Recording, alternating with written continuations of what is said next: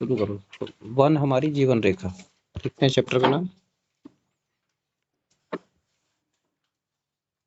One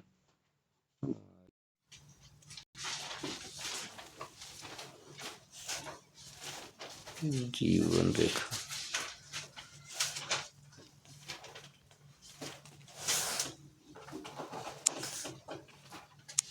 question number 1 में हो अभ्यास क्वेश्चन का। निम्नलिखित में से कौन सा वन उत्पाद नहीं है? इसमें नहीं लिखना है, नहीं तो आंसर इसका क्या हो जाएगा? घ। निम्नलिखित में से कौन सा कथन सही नहीं है? वन मृदा का अपरदन प्रवृत्ति है, ये सही है। वन में पादप और जंतु एक दूसरे पर निर्भर नहीं होते हैं। वन में पादप एवं जंतु एक दूसरे पर निर्भर नहीं होते। वन जलवायु और जल चक्र को प्रभावित करते हैं। मृदा वनों की वृद्धि और पुनर्जनन में सहायक होता है। तो इसका आंसर ख हो जाएगा। वन में पादप एवं जंतु, यह गलत है, इसमें गलत है। वन में पादप एवं जंतु एक दूसरे पर निर्भर नहीं होते, यही गलत है, सही नहीं करना है, तो ख हो जाएगा आंसर। तीसरा देखो, सूक्ष्म जीवों द्वारा मृत पौधों पर क्रिया करने से बनने वाले एक उत्पाद का नाम बताना है। सूक्ष्म जीव जो क्रिया करता है, जैसे कभी देखिए गोबर गड्ढा में हम लोग फेंक देते हैं, क्या फेंकते हैं? प्लास्टिक छोड़ के सारा उत्पाद फेंका जाता है। फल का छिलका, पत्तियों का टुकड़ा, पुआल फेंका जाता है, गोबर फेंका जाता है, सब सड़ के क्या होता है? खाद का रूप ले लेता है। यहाँ कह रहा है तो वो खाद कैसे बनता है पता है ना? सूक्ष्म जीव के कारण। तो इसमें हो जाएगा ह्यूमस, ये ह्यूमस। प्रदूषण का मुख्य कारण क्या है? वनों की कटाई, वर्षा की अधिकता, वनों का संरक्षण, बढ़ती जनसंख्या। वनों की कटाई सबसे बड़ा कारण है। क्या हो जाएगा आंसर इसका? पौधे श्वसन क्रिया में ग्रहण करते हैं। क्या ग्रहण करते हैं? क्या ग्रहण करते हैं? Carbon dioxide. और छोड़ते क्या है? ऑक्सीजन। तो इसमें क्या हो जाएगा answer? Carbon dioxide. Carbon dioxide. ये ऑब्जेक्टिव हो गया। इसके बाद का क्वेश्चन आपका है दूसरा नंबर का। देखिए,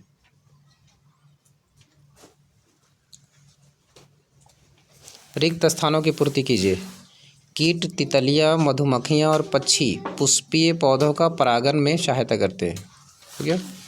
वन परिशुद्ध है, हवा और जल को परिशुद्ध करते हैं। शाक वन में सबसे निचली परत बनाते हैं। वन में क्षयमान पत्तियां जंतुओं की लीद मृदा को समृद्ध करते हैं। इसमें सही गलत है, देखो तीसरा वाला। खाद्य जाल द्वारा ऊर्जा का प्रवाह होता है, सही है।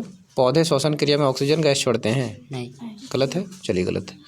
क्षयमान पत्तियों को अपघटक पोषक तत्वों में परिवर्तित करते हैं। हाँ, क्षयमान मतलब गिर जाना है ना, क्षय होना मतलब गिरना। पेड़ पौधों की पत्तियां जो गिरता है, कभी देखिएगा जंगल में, तो जो मशरूम हमारे यहाँ खुखड़ी उगता है, तो वही है ना, इसमें कवक पनपने के कारण होता है। वन वर्षा वृद्धि में वृद्धि करते हैं, सही है। जब जंगल होगा तो वर्षा में वृद्धि होगी। वन ध्वनि प्रदूषण बढ़ाते हैं, सही है क्या? नहीं। ध्वनि प्रदूषण कौन बढ़ाता है? जैसे डीजे बजता है, अचानक देखिएगा ट्रेन गुजरेगी सामने से, शोरगुल होगा, गाड़ी का सीटी होगा, देखिए कभी फाटक खुलता है उसके बाद कैसे कैसे बजता है सीटी। चलिए, ये हो गया तीसरा। चौथा, ये चौथा में आपका है चौथा, मिलान कीजिए। हरे पौधे क्या होते हैं? वन। ह्यूमस क्या होता है? उर्वरता। औषधीय पौधा कौन है? नीम। स्वपोषी कौन है? हरे पौधे। परपोषी कौन है? जीव। 5वां नंबर क्वेश्चन में है, देखो, समझाइए कि वन बाढ़ की रोकथाम किस प्रकार करता है। इसका आंसर ऊपर में दिया गया है।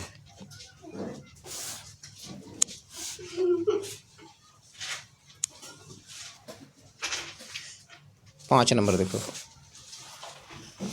5 का आंसर।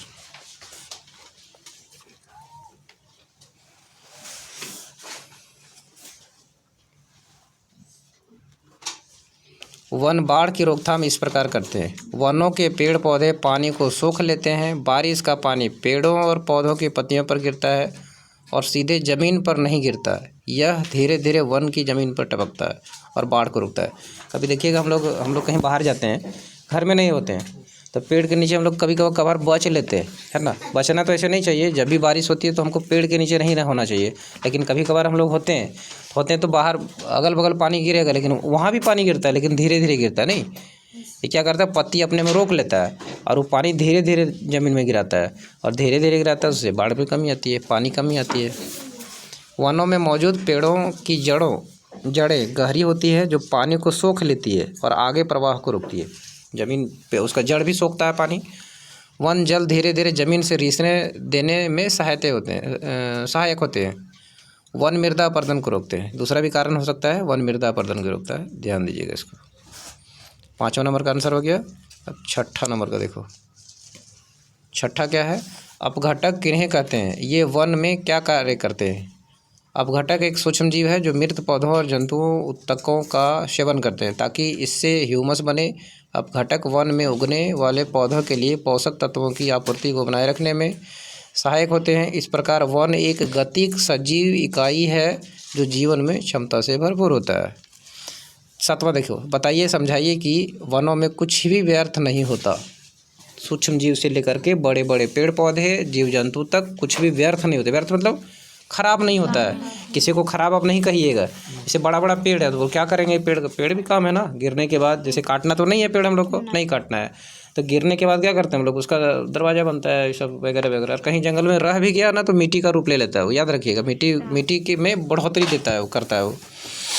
सूक्ष्म जीवों के अलावा मृत जंतु गीधों, कौओं, गिद्धड़ों और कीटों को भोजन बना जाते हैं। इस प्रकार पोषक तत्वों का चक्र चलता रहता है, जिससे वन में कुछ भी व्यर्थ नहीं होता। जैसे मान लीजिए लोमड़ी मर गई जंगल में, तो लोमड़ी मरने पर क्या होता है, इसमें कीड़ा मकोड़ा लग जाता है हमेशा, और हमें लग जाएगा और उसको खा जाता है। तो कीड़ा मकोड़ा के आहार है ना, तो कुछ भी व्यर्थ नहीं जाता है। जंगल में मरा हुआ जानवर भी है तो उसके लिए वो काम का है। ऐसे 5 उत्पादों के नाम बताएं जिन्हें हम वनों से प्राप्त करते हैं। गोंद, प्लाईवुड, सील करने की लाख, जड़ी बूटी, मशरूम।